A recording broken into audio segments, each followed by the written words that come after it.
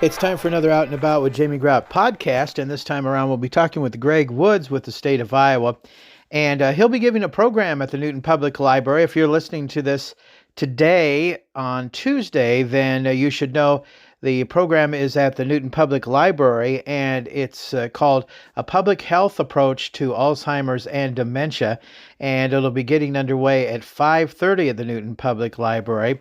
And this Best of podcast took place several months ago at Greg's home in Des Moines, and it covers about every aspect of Alzheimer's and dementia, including medications that are out there that slows the progression of Alzheimer's and dementia. And I think if you're someone who has dealt in one way or another with Alzheimer's dementia, whether you are a friend or relative of somebody who has had this or is going through this right now, or maybe you think you might be dealing with the early stages of this, hey, you might want to give this a listen.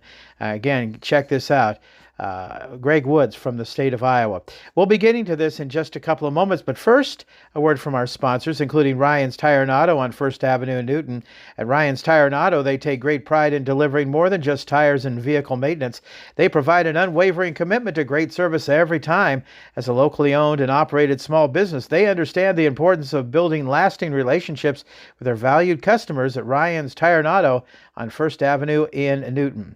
Also by Newton Clinic, you want to stop on by and meet Kenzie Heiser. She is a new provider at Newton Clinic. And also preventative care is one of the best ways to protect your long-term health. Annual exams, screenings, and checkups are there and available for you at Newton Clinic. They'll help you catch small issues before they become big ones. Call or text Newton Clinic at 641-792-2112 to schedule your visit at Newton Clinic today. Another sponsor, Advantage Credit Union in Newton. Financial fitness doesn't happen at the gym. This is your spotter, Ashley from Advantage Credit Union. We'll do the heavy lifting while you gain the power of loan pre-approval. This kind of muscle means you know exactly how much you can borrow for that next vehicle and what your payments will be. Plus, you have 30 days to shop any dealership for your purchase to work out. ACU membership is better than a gym membership because you actually own the place. Local money, local decisions, local service, and locally owned by you. Subject to credit approval, member NCUA. This podcast is with Greg Woods, who is the program coordinator for Alzheimer's disease and HHS for the state of Iowa. And I'm excited to talk to Greg. And in the interest of clarity, I am related to Greg through his aunt, the one I call Little Red. And I'm excited to talk to Greg because we've talked a little bit off and on about Alzheimer's and dementia, but I think it needs more attention. And speaking of which, if you are interested, you could help out Wesley Life Park Center with their efforts in fundraising to try to expand and improve their memory addition to Park Center. You can talk to Lisa Zylstra about that. I know that they're at least halfway through their fundraising efforts. They started last March and they hope to reach their goal by this March. We'll see if that happens or not, but it's a great cause, so you might consider giving money to it. But first of all, Greg, I want to ask, is there a cure for Alzheimer's and dementia? At this point, the short answer is no. There are several things that we can do to try to mitigate risk and that we can try to prevent the disease for a certain period of time. And now there are new medications also that can slow the progression of Alzheimer's. But unfortunately, at this point, we don't have a cure, no. Okay. And I guess I wanted to backtrack a little bit and know why you wanted to get involved in this. I know you have a personal interest in Alzheimer's and dementia. Yeah, this is something that I've always been really interested in, the brain. And when I went to undergrad at Drake in Des Moines, I studied neuroscience and thought, hey, going to go into the medical route, go that direction. But while I was at Drake, I did a lot of studying for things like Fragile X syndrome, which has connections to like autism. We worked a lot on later on spinal cord injuries, so what was called syringomelia. I also did some projects on savants, autistic savants, which is a fascinating subject in and of itself, yes, about the extent or the power of the human brain.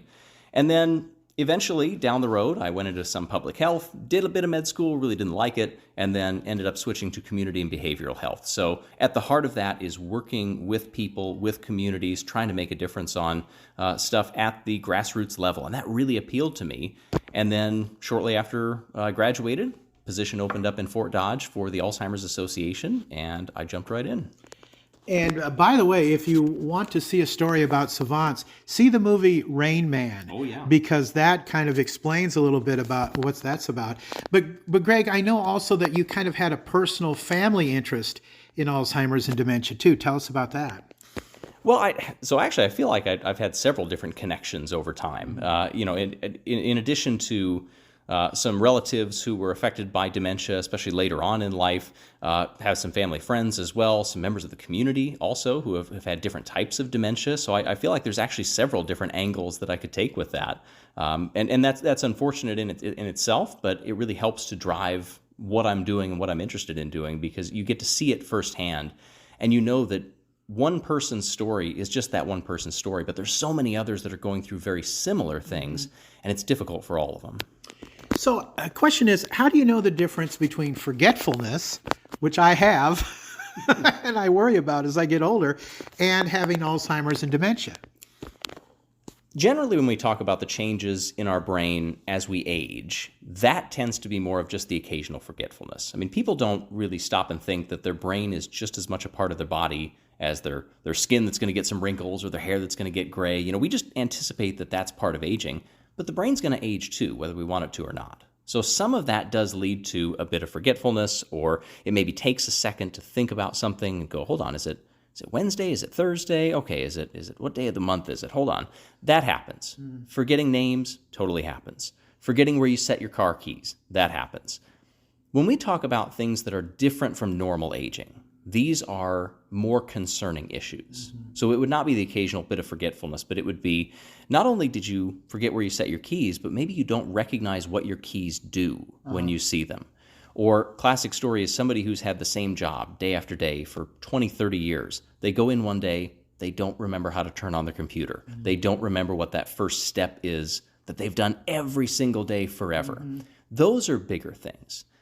Also, you can get some kind of general stuff like withdrawal or apathy or trouble with judgments. Those sorts of things can all give you a picture. None of it's diagnostic, which means if you have one or two of the things that I just named, it's not saying you have dementia.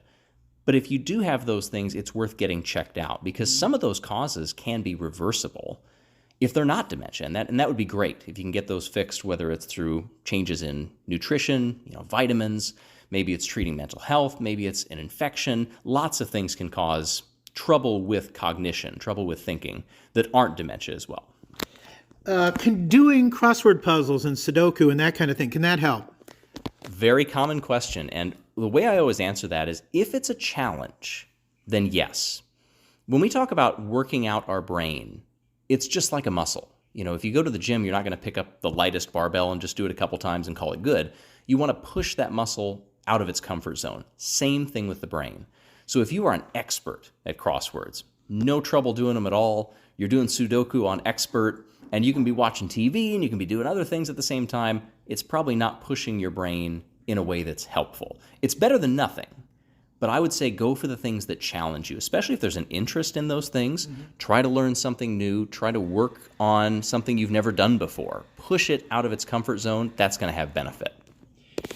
I remember asking you about Prevagen and some of those drugs, supplements, if you correctly call them, that are supposed to help you with your memory. And you gave me a very interesting answer for that. What do you think about those? Because I was buying Prevagen for a while, but it's so darn expensive, and I wanted to know whether it was worth my while.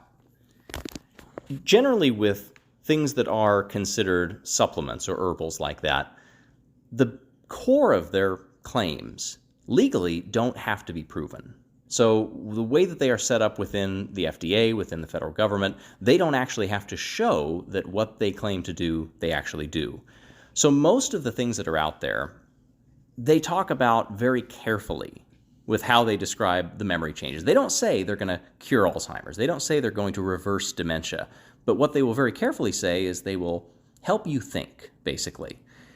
And that really doesn't carry a lot of scientific heft to it. So when I look at how to assess Prevagen or some of these other drugs, I want to see, are there studies that have been done in peer-reviewed journals, that all of the things that they did are transparent and clear. Here are our methods, here are our results.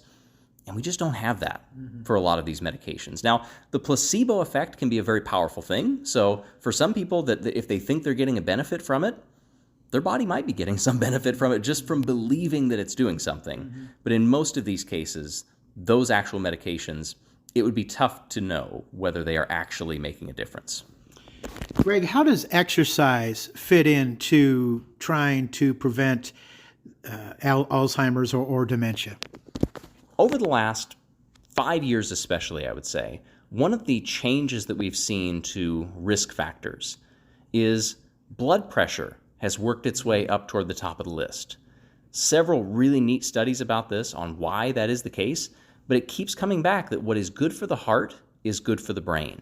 Blood pressure especially. So the better we can manage that, the lower a person's risk is going to be. But exercise in general, it has a lot of benefits. The brain needs oxygen, it needs nutrients, and it gets that by your heart pumping blood up to it. Obviously, the lungs take in the oxygen, transfer it to the blood. That's where it goes up to the brain. The things that we eat get transferred into the blood as well and go up to the brain too. So when the heart is working well, when you are exercising, that is benefiting the brain. And it doesn't have to be a marathon. It doesn't have to be a really hard workout necessarily, but anything is better than nothing. Just like we talked about keeping your brain active, this could be parking your car a little farther away and getting those extra steps in. Little things can really add up, but at the core of it, what's good for the heart is good for the brain. And I hear commercials about, I don't know whether I'm saying it right, tinnitus or tinnitus, ringing in the ears. Now, over 40 years in radio, almost 50 years in radio, I have ringing in my ears all the time. Now, is it true that contributes to Alzheimer's and dementia? One of the bigger risk factors that have also climbed up lately is hearing loss. So tinnitus kind of falls in that area, but when we talk about hearing loss for risking Alzheimer's, you think about people that have loss that is untreated. So maybe they cannot hear very well and they have never gone out and gotten hearing aids or getting their hearing checked for anything like that. Basically what's happening there is that input to the brain has been silent for so long that the brain really doesn't need to keep those brain cells alive because it's not getting anything from them. So untreated hearing loss, what we found is it really increases a person's risk. Now the ringing in the ears, that's a little bit different. I haven't seen as strong a connection to tinnitus and Alzheimer's in the same way as untreated hearing loss. Okay. All right. Great. Well, we talked about how important exercise is in nutrition and doing Sudoku and puzzles and things like that keep your brain healthy. It's kind of amazing to me. My sister, as you know, has Parkinson's disease, and it's slowly deterioration. But when I first got her back to Newton from Portland, Oregon, I took her to a neurologist, and some things she could remember, like math skills, and he would ask addition, subtraction, multiplication questions, and she got them just like that. The day of the week she didn't always have, and the president, whoever was president, she didn't always have. And it just affects so many different people in so many different ways. And so if you have another disease like a Parkinson's disease, that can affect your memory also, right?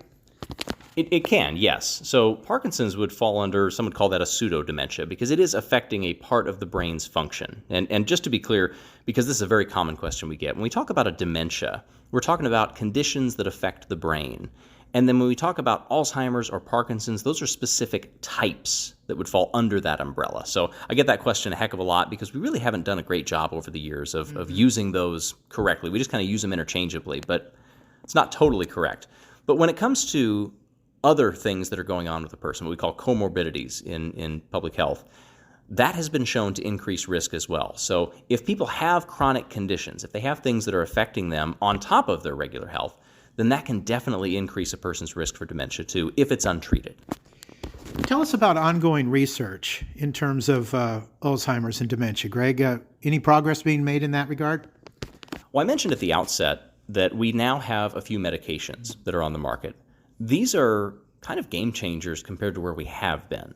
So for many of the last 10 years, most of the time that I've been in this field, we really haven't had any medications that treat the causes of brain changes to the disease.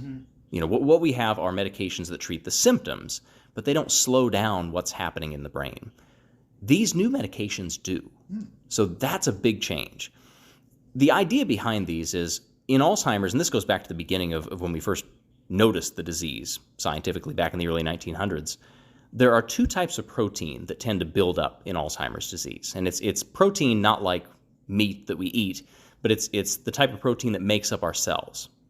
You have amyloid and you have tau. And what happens over time is these build up to toxic levels, and then the brain cells begin to die off. The thing that the brain is made out of, is being lost. So these medications are saying, can we get our immune system to go, hang on, that shouldn't be here, and try to clear out that buildup before it gets too toxic. So these are called anti-amyloid medications. So the names of them, they often have an AB at the end of them for an antibody, which means you're trying to get your immune system to fight it off. So there's 3 that have come out now. One of them was really early on. It was kind of controversial when it was approved. It's not used very much. The other 2 that are known now as Leqembi and Kisunla, those are the 2 that are infusion medications. So you have to get them done. For one of them, it's once a month. For one of them, it's a couple times a month. But this is trying to get your immune system to fight off and clear those plaques. It doesn't completely reverse dementia, but what it does is it slows down the progress in people who are in the early stages. So when we talk about how important it is to get checked out early, that's also because this window for using the medications is only for people in the early stage. If you wait too long, that window is closed. So how does someone listening who might be affected by this or have a friend or relative that might be affected by this know that they need to be tested, Greg? The testing is always really difficult because here in Iowa, very rural places, not everybody is going to have access to what they think of as specialists to be able to do this. The good news is most primary care doctors can get you started in this journey. 2 ways really good to do this. One of them, you can just go in and talk about memory concerns. There have been a lot of studies that show that both doctors and patients think that it's really, really important to talk about those, but each one always thinks the other is going to bring it up first. We've seen that for years in studies, that they go, oh no, they're going to mention it to me if there's anything that comes up. And then it doesn't happen. So just go in and ask about it, either in yourself or in a loved one. The other way to go about it is every year people get a free annual Medicare wellness visit. For those who are on Medicare, it's basically a checkup. It's for preventive health. So it's not going to be all of the physical and the tests and everything else. But part of what that should include is a cognitive screening. And what they do for that is they basically test your short-term memory. And you talk about what is preserved in the disease versus not. Short-term is the first thing to go in Alzheimer's disease. So the stuff that happened recently, like minutes ago, hours ago. So they're going to test that. And it may seem a bit simplistic. It may seem like it's not that serious a test. But the data actually shows that people who pass or fail that test, it gives you a really good starting point for figuring out, is that person going through cognitive decline, which means brain not working quite as well. And if so, then they take the next steps to figure out why that could be. So does someone talk to their primary care physician about getting that Medicare test? You can, absolutely. And when it comes to the cognitive screening itself, doctors don't have to be the ones to do that. Commonly they are, but we're seeing more that nurses or PAs, they're also able to administer the mini-cog, which is the kind of preferred cognitive test. It's a short test. It's just a few minutes. So it is doable, and we're trying to work on training others to be able to do it, maybe in places where they may not have great access to a primary care doctor. But the point that I want to be clear is you don't have to start off with a specialist. Most primary care doctors should get the ball rolling. They may recommend going to a specialist after that down the road, because now there's tests that you can do that actually look at blood-based biomarkers. So similar to when you get your finger poked for somebody that has diabetes to tell what the blood sugar is, you're taking something from the body to tell you what's going on in the body. Same thing with these tests. Blood-based biomarkers can now look for those circulating proteins, and sometimes that can really help to confirm a possible Alzheimer's diagnosis, but that's normally down the road a little bit. And let me say this too. I need to have one of those tests because I found out that my primary care doctor is not the one at our clinic in Newton, our hometown, that takes care of that. And so you need to have the doctor that is designated within your clinic take care of that. And I haven't done that yet, so bad on me. I need to get that taken care of, one of those things. I wanted to ask you too, and maybe it's just a speculation kind of thing, Greg, is when I talked to Lisa Zylstra about the fundraiser that they're having at Wesley Life Park Center to try to improve their memory care department, she said Jasper County was a little higher than average in terms of memory loss, Parkinson's, dementia, that kind of thing. Why would that be? There could be several different reasons for it. And we now have this data because within the last, I would say, year, maybe not even half a year, we now have county level data for Alzheimer's here in Iowa. And we didn't used to have that. You could gather similar data from elsewhere, but this is the first time that you can look at incidence, prevalence, you can look at deaths, you can really try to get into these numbers. And you're right, Jasper County is a little higher than some. It's not the worst out there, but part of that comes down to population distribution. So being an older county, that can change your numbers. Part of it is social determinants of health. So what is your environment like? What is your access to preventive care? What is your ability to get out and exercise or things like that? A community that is not well set up, they can suffer more. Thankfully, Newton has some good opportunities for things like that. So it can be a real mix. And part of it also, we don't really know. Mm-hmm. In some cases, the numbers are really high, and it's not completely clear why that would be the case. Okay, so the first step, what, if somebody thinks they might have Alzheimer's or dementia or memory loss of some kind, is to either talk to their primary care physician or somebody who is the designated person for Medicare to do a test, correct? That would be a good place to start, yeah. And also, if maybe you have this in your family, and you're not experiencing it yet either, I want to say that you can go in and get those tests, and they can serve as a baseline for later. People often think, no, I'm only going to be tested if I'm showing symptoms or if something's going on. But if you go in years later and you've never had this test before, they don't know where you started. Have you declined? Have you stayed the same? So having that baseline can be equally as important. So just keep that in mind as well. But there's also things that people can do before they take that step to try to make themselves healthier too. So it's never too late or too early to start with lifestyle changes, trying to get out and exercise a little more, trying to eat a little healthier, the classic things that are always easier said than done. Mm-hmm. But we have found year after year, the research says that does help. Yeah. And when you do those things, you can either push back the onset potentially or lessen the severity of the disease. Both of those would be absolutely huge.